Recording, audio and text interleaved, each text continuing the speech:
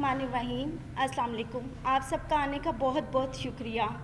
मेरी आज press conference करने का मकसद अपने साथ होने वाली माली और जिनसी ज़्यादती को मंजर आम पे लाना है। मेरे साथ ज़्यादती करने वाला शख्स कोई आम शख्स नहीं बल्कि बाबर आज़म है, जो इस वक्त पाकिस्तानी क्रिकेट टीम का कप्तान है।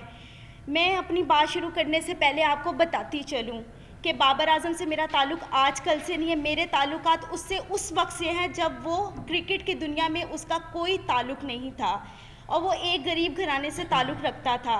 आप तो हम सब तमाम सहाफ़ी भाइयों से मेरी रिक्वेस्ट है कि मुझे इंसाफ दिलाया जाए और मैं उम्मीद रखती हूँ कि आप हर हाल में मुझे इंसाफ दिलाएंगे ताकि आइंदा कौम की किसी बेटी के साथ इस तरह की ज़्यादती ना हो जो मेरे साथ हुई है। मेरी रुदात कुछ इस तरह है कि बाबर आज़म और हम एक ही महल्ले में बड़े हुए हैं, इकट्ठे रहते थे और वो मेरा स्कूल फेलो था। स्कूल की वजह से और एक जगह पे रहने की वजह से हम लोगों की बहुत अच्छी दोस्ती थी। सन 2010 में ही प्रपोज टू मी और मैंने उसके प्रपोज़ल को एक्सेप्ट कर लिया और वो प्रपोज़ल उसने मुझे मेरे घर आके ही दिया था। मैंने एक्सेप्ट कर लिया। जैसे जैसे वक्त गुजरता गया मेरी उसके साथ अंडरस्टैंडिंग और उसकी मेरे साथ बहुत अच्छी रही। हम लोगों को शादी करने का हमारा प्लान था। हम लोगों ने शादी करने का प्लान कर चुके हुए थे। बाबर ने और मैंने, हम दोनों ने अपनी फैमिलीज़ को बताया। बाबर और मेरी फैमिलीज़, हम दोनों की फैमिलीज़ ने हमें साफ इनकार कर दिया। फिर बाबर ने और मैंने कोर्ट मैरिज का फ़ैसला कर लिया। 2011 में बाबर मुझे मेरे घर से भगाकर, बाबर मुझे खुद अपने घर से भगाकर कोर्ट मैरिज के कहकर मुख्तलिफ जगहों पर किराए के मकान पे रखता रहा। जब मैं उन मकानों में रहती थी, पहले मैं आपको बता दूं, एक मकान जहाँ पे मैं रहाइश पजीर थी वो गुलबर्ग में माडा कॉलोनी में था, गली नंबर 2 में, और दूसरा जो मकान मैं किराए पे रहती रही हूँ वो Punjab society H block defence में था। वहाँ पे हम रहते रहे हैं। मैंने बाबर को कई मरतबा उस दौरान इसरार किया कि हम शादी कर लेते हैं, लेकिन बाबर ने मुझे यही कहा हमेशा कि अभी हमारे हालात ठीक नहीं है, थोड़ा वक्त गुजर जाए फिर हम निकाह कर लेंगे।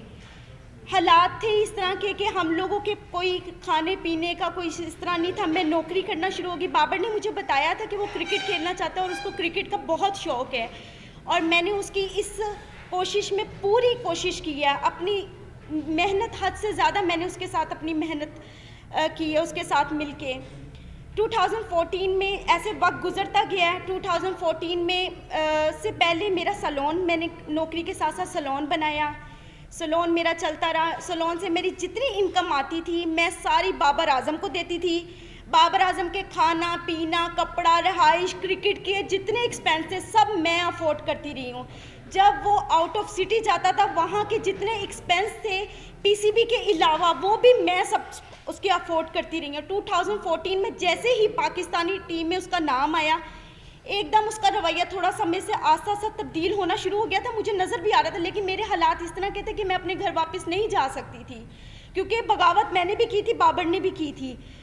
फिर 2014 में बाबर आज़म ने मैंने फिर उसको इंसिस्ट किया कि हम लोग शादी करते। उसने कहा अभी शुरुआत है, थोड़ा वक्त गुजार लो, हम आस्ता आस्ता और मज़ीद अपने आप को स्ट्रॉन्ग कर लें, अपने हालात बेहतर कर लें, हम शादी कर लेंगे। वक्त गुजरता गया। 2016 में I was pregnant in 20 weeks. जब मैंने बाबर को बताया, उसका ये खबर सुन के एकदम रवैया इतना अजीब हो गया मेरे साथ, जैसे मैंने कोई गुनाह कर लिया है। मुझे मारा पीटा, काफ़ी मुझे इंसिस्ट किया और मैं उस वक्त बेबस थी बिकॉज़ मेरे पास तो कोई और ऑप्शन नहीं था। तो बाबर आज़म ने मैं आखिर उसकी इस बात में मैं हामी भर ली। वो मुझे बेगम कोर्ट पे एक it was very congested place जहाँ पे वो मुझे ले गया इस्तिकाते हमल के लिए। उसमें मुलव्वस उसके 2 दोस्त भी थे, एक कज़न था और उसका छोटा भाई भी था, सफ़ीर आज़म अब्दुल कादिर के बेटे Usman Qadir. He is a eyewitness. वो हमेशा 4 से 5 साल तक, जब तक मैं बाहर रही हूँ, उस्मान कादिर वहाँ पर आते रहे हैं। और उनके एक और नेट प्लेयर थे, जब ये NCA में ड्यूरिंग द क्रिकेट टाइम जो प्रैक्टिस करते थे उसमें नवीद नाम का एक लड़का भी था, वो इस में भी शुमार थे। इन लोगों ने मेरी मर्ज़ी के बगैर मेरे इस्तिकाते हमल करवाया और मुझे यही यकीन दिलाया कि कोई बात नहीं, आप सब्र कर लो, हम जल्दी शादी करेंगे। अब सिचुएशन ऐसी थी कि मैं थोड़ी ठीक हो गई थी। बाबर ने मुझे इंसिस्ट किया कि आप अपने घर चली जाओ और सुलह कर लो, क्योंकि मैं पाकिस्तान में बहुत कम होता हूँ, तुम यहाँ पे अकेली होती हो, तो आप अपने घर। मैंने किसी ना किसी तरह अपनी सुलह कर ली बाबर से, अपने घर वालों के, बाबर के कहने पर। जब मैंने सुलह की है, मैं अपने घर गई हूँ। बाबर का रवैया दिन ब दिन जैसे जैसे वो अरूज पे आ रहा, तो उसकी हवस भी उतनी बढ़ती जा रही थी। वो मेरे साथ वो ताल्लुकात बनाता रहा जो ना हमारा कोई कानून इस चीज़ की इजाज़त देता और ना ही हमें इस्लाम इजाज़त देता है। अब वो इस पर्पज़ के बाद वो फिर दोबारा मेरे साथ वही सब कुछ करता रहा। मैं अपने घर होती थी, घर से मुझे बाइबल आता था, मुख्तलिफ होटलों में, मुख्तलिफ प्लेसेस पे लेके जाकर मेरे साथ जो भी सब कुछ करता रहा है। जब ये सब हालात मेरे चलते रहे हैं, 2017 में आखिरकार इसने इतनी मरतबा मुझे मारा पीटा, और मुझे कई मरतबा इस दौरान इसने इनकारी भी शादी से की है। मैंने इस दौरान जो मेरी हॉस्पिटल में बाबर आजम मुझे लेके जाता रहा है एज अ बीन वाइफ, मुझे चेकअप करवाता रहा है। यहाँ पे उसकी प्रॉपर मेरे पास एविडेंस मौजूद है। Just give me one. ये सब वो एविडेंस है जिस पे मेंशन है कि बाबर आजम मुझे उस हॉस्पिटल में लेकर जाता रहा, क्योंकि मेरा आईडी कार्ड नहीं था और वहाँ पे बाबर आजम की आइडेंटिटी लगती रही थी। ठीक है, ये उस चीज़ के एविडेंस है। ये मुझे वहाँ पर लेके जाता रहा है, सब कुछ करता रहा। बिल आखिर मैंने तंग आके 2017 में पुलिस रिपोर्ट की बाबर के खिलाफ, जिसके पर्पस में इसके फैमिलीज ये सब आए हैं। उधर जब हमारे जो ऑफिसर थे जिन्होंने हमें देखा था, उस ऑफिसर ने ये फैसला किया कि आप बाबर को यहाँ पे पेश करें। बाबर पेश नहीं हुआ, लेकिन उसी रात सेम नाइट बाबर ने, जो ऑफिसर मौजूद थे उनके सामने, हमारा मशरूत सुलहनामा पे उसने मुझसे दस्तखत करवाए। और इस वक्त 2017 में जो मैंने पुलिस कंप्लेन की थी बाबर के अगेंस्ट, बाबर की वो अगेंस्ट नसीराबाद में फेडेक्स ऑफिस में दर्ज है एप्लीकेशन। एक मिनट, वो मौजूद है।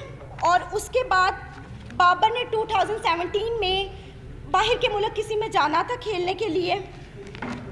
2017 में जब कंप्लेन के बाद बाबर ने जाना था, और हमारे यहाँ पे आई थिंक कोई PSL भी हो रहे थे, तो मैंने बाबर से सुलह सिर्फ और सिर्फ इस वजूहात पे की थी कि बाबर मुझसे शादी करेगा, और बाबर ने मुझे खुद इस चीज़ का यकीन दिलाया था कि वो मुझसे शादी करेगा।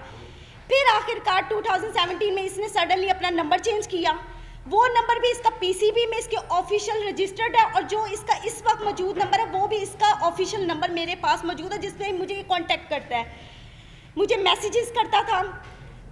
और फिर उसके बाद इस तरह वक्त गुजरता गया। तकलीफ़ जो थी मैंने बर्दाश्त की। 3 साल से मज़ीद मैं बाबर आजम की इस हवस का निशाना बन रही हूँ। अब उसने आकर मुझे साफ इनकार कर दिया कि ना मैंने तुमसे शादी करनी है, ना मैं तुमसे कोई ताल्लुक़ रखना चाहता हूँ, और ना ही तुम मेरा कुछ बिगाड़ सकती हो। वो अपनी इस पावर को गलत इस्तेमाल कर रहा है। 10 साल उसने मुझे इतने बुरे तरीके से जलीलो ख्वार किया, हवस का निशाना बनाया। आज वो बिल्कुल इनकारी पे आ गया हुआ है, बिल्कुल।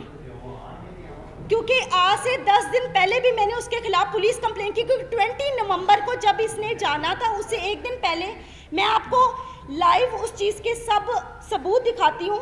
इसने मुझे कॉल की, इसने कहा अगर तुम किसी भी पुलिस के पास गई या तुमने मुझसे अब मुतालबा शादी का किया तो तुम अपनी जान से भी जाओगे, और तुम्हें यही नहीं पता कि मैं तुम्हारे साथ करूँगा, क्योंकि सारी ज़िंदगी उसने मुझे मारा पीटा तो वैसे बहुत ज़्यादा है।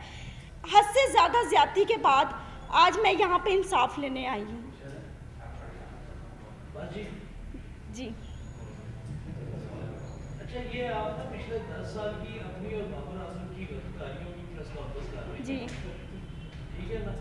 आपकी इन गलतकारियों से हमारा क्या लेना देना, पहले ये क्लियर करें। देखें, आपका लेना देना ये है कि मेरा हक है, मैं कानून के पास जा सकती हूँ। जब मैं कानून के पास गई, मैं DSP के पास गालिब मार्केट गई है, SP गालिब मार्केट ने पहले सुना है, उन्होंने मेरी उस एप्लीकेशन को ट्रांसफ़र कर दिया माडा टाउन DSP के पास। आज तक DSP ने दोबारा मुझे पूछा ही नहीं है।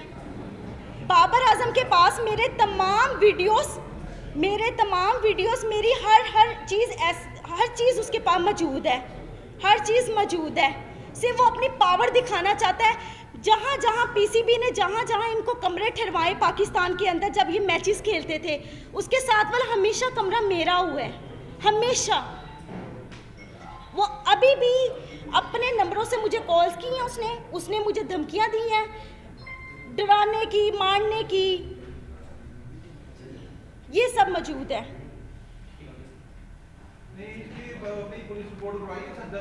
जी मैंने करवाई है।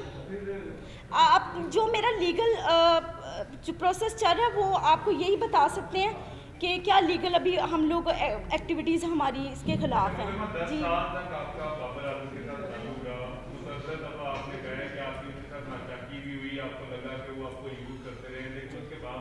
देखिए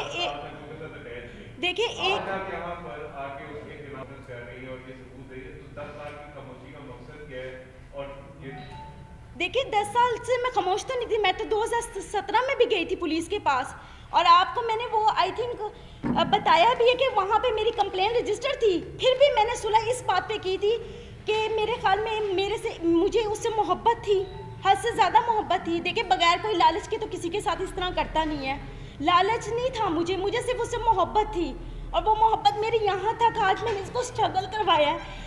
आज ये जो सारी मीडिया और दुनिया के सामने ये बात करता है कि मेरे पेरेंट्स, मेरे फादर, मेरे सब सपोर्ट है। आप किसी भी मैच में जाकर, पिछले इसके मैचों में 17 से पहले जाकर आप देख सकते हैं बाबर आजम के कभी किसी भाई ने, किसी बाप ने वहाँ पर आकर देखा कि बाबर आजम क्या कर रहा है वहाँ पे? कभी भी किसी ने नहीं देखा। और आज तक 10 सालों में मैं बाबर आजम के एक पैसे की रवादार नहीं हूँ, क्योंकि मैं खुद सेल्फ मेड वूमेन हूँ, खुद कमाने वाली हूँ, क्योंकि मैंने बड़ी मेहनत की है दिन रात इसके पीछे कि ये किसी स्ट्रगल करके इसके किसी मुकाम पे पहुँच जाए। No doubt he is a very brilliant player, उसने मेहनत की है, लेकिन उस मेहनत के अलावा इंसान को और भी चीज़ों की ज़रूरत होती है, मेंटली तौर पे, फिनेंशली तौर पे। सबसे बड़ा हमारा जो पॉइंट होता है वो फिनेंशली तौर पे होता है, सबसे बड़ा। आज तक बाबर के हर मोबाइल, हर चीज़ का सबूत मेरे पास मौजूद है, हर चीज़।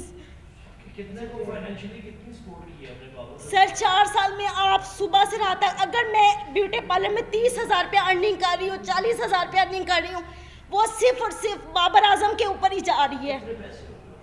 सर करोड़ों की मलकियत होगी, 70 लाख रुपया का तो मेरे ऊपर सूद चढ़ा के ये गया था, जो मैंने आके 1 साल पहले उतारे हैं। इसको मोबाइल इंस्टॉलमेंट्स पे ले के आईफोन, सर आईफोन 4 सीरीज से लेके आईफोन 8 प्लस तक सीरीज मैंने इसको लेकर दी है। अगर आपका फाइनेंशियल तौर पे डैमेजेस देखे जाए, आपका कितने का क्लेम बनता है? सर मेरा करोड़ों रुपए का बनता है, करोड़ों रुपए का। सर देखिए बात बताऊँ क्या है, अगर आप किसी के खिलाफ जाना चाहें ना, तो आप उसके प्रूफ भी इकट्ठे कर करके रखेंगे। जिस इंसान का दिल साफ हो वो वहाँ पे कीमतें थोड़ी बैठ के लिख रहा होता है। मैं आपको ये बता रही हूँ कि आज मेरा मुतालबा उससे पैसों का नहीं है, मेरा उससे मुतालबा सिर्फ और सिर्फ इस बात का है कि मेरी इतनी मेहनत का उसने मुझे क्या सिला दी है।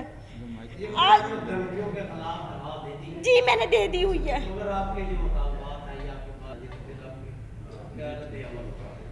वो मुझसे शादी करे, मैं करूँगी, मैं हर जगह पे जाके अब करूँगी, क्योंकि मुझे नज़र आ गया कि बाबर की तरफ से मुझे साफ इंकारी है, साफ इंकारी है। मैंने आज से 1 महीना कंटिन्यूसली पीसीबी के वहाँ पे फ़ोन किए है, मुसलसल फ़ोन करती रही हूँ उनको। जब मैंने ये अपना जो था मैटर बताया, उन्होंने कहा ये हमारे प्लेयर की पर्सनल लाइफ है, हम नहीं डिस्कस करना चाहते। मैं पुलिस के पास गई, पुलिस ने जो मेरे साथ किया वो मैंने आपको बता दिया। अगर हमारा कानून इतना स्ट्रॉन्ग हो तो आज मैं यहाँ पे आके बैठ के आप लोगों के सामने दलीलें पेश ना करूँ।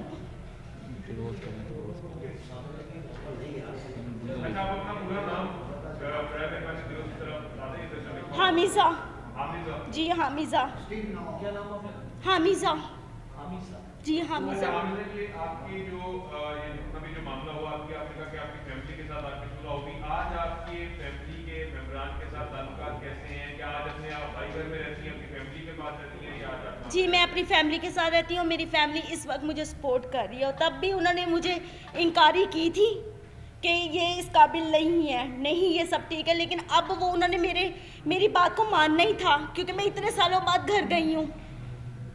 और वो मेरे रिश्तेदारों को, लोगों को यही बता रहे हैं कि इसकी शादी हो चुकी हुई है। अच्छा, आपके काउंसिल से हमारी रिक्वेस्ट होगी, काइंडली बताइएगा इसका जो केस है उसकी कानूनी इस टाइप पर क्या जो है वो डेवलपमेंट क्या हो। जी मैं बता रहा हूँ जी। इन्होंने 20 नवंबर 2020 को CCPO लॉर्ड साहब को जी अब्दुल समी, इन्होंने 20 नवंबर 2020 को CCPO लॉर्ड साहब को एप्लीकेशन दी है फॉर रजिस्ट्रेशन ऑफ FIR, लेकिन उस पर स्टिल कोई एक्शन नहीं हुआ था, जिसकी बाबत सेशन कोर्ट में for registration of FIR 22A-22B की पिटीशन दायर की गई है, जिसमें 4 दिसंबर के लिए कोर्ट ने कमेंट्स तलब किए हैं मुतलका SHO नसीराबाद से, और एक दूसरी पिटीशन फाइल की है हरासमेंट की जो आबिद रज़ा खान साहब के साथ स्टिल पेंडिंग है, उसमें 5 डेट है, 5 दिसंबर की है, और एक डैमेजेस का सूट फाइल किया है इन्होंने, वो भी पेंडिंग है before court of competent jurisdiction. अभी तक तो स्टिल लीगल जैसे मुद्दे पर इल्जाम आए थे कि काफी समय तक तशद्दुद का निशाना भी बनाते हैं, तो क्या किसी भी एक वाकई में मेडिकल करवाया गया उसके बाद मेडिकल हो गया तो कि ये मेडिकल का मामला नहीं है, ये जो बेसिकली लीगल लैंग्वेज में इसको देखते हैं, ये शादी का झांसा दे के हरामकारी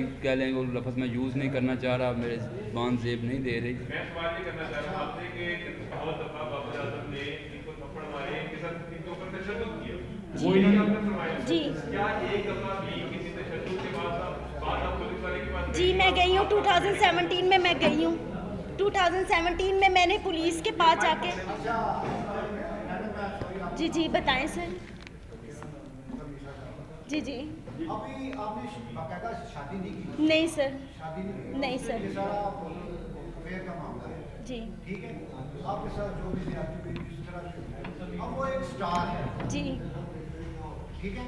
एक बात आपने देखा तो ये रखिए कि स्टार है, स्टार बात से हो गया 2 साल वो तो नहीं करेगा, आप प्रेस कॉन्फ्रेंस कर लें, एहतजाज कर लें, बस में आप जो भी आपने वो नहीं करेगा, आपका चुनाव क्या करेगी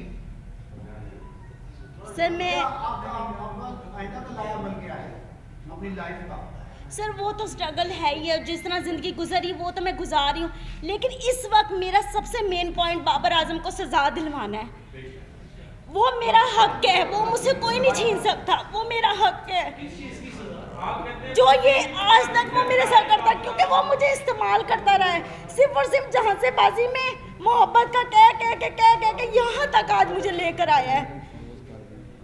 आप चाहते हैं बीजेपी कप्तानी से हटाए बाबर आजम? ऑफ कोर्स हटाए, क्योंकि कोई भी स्टार सिर्फ अपने ग्राउंड में छक्के और चौकों से नहीं बनता, अपने किरदार से और अपनी फितरत से बनता है। ऐसे बंदे का क्या पता कल वो पाकिस्तान को भी बेच दे, ऐसे बंदे का क्या पता है।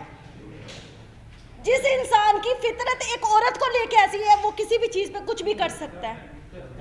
Thank you sir.